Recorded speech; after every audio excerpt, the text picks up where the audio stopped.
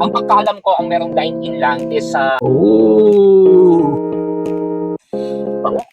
What's up, what's up? Yan, nandito tayo ngayon sa Makati and itry natin itong umuugong, yung nagte-trending yung chicken na to.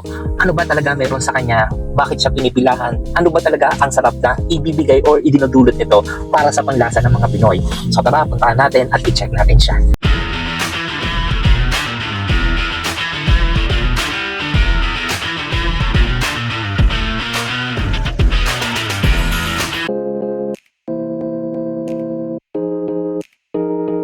So, ang location pala nitong chicken is sa Sapote Road, number 323. Yan, yung building niya.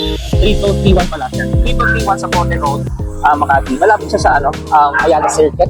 So, right now, maghihintay tayo ng mga 10 to 15 minutes bago yung natapos yung order natin kasi niluluto pa nila. Kaya, fresh talaga na dadating sa'yo yung chicken na in-order natin. Oh! Tikman natin siya nang wala pang sauce. Yan. Yan. Oo.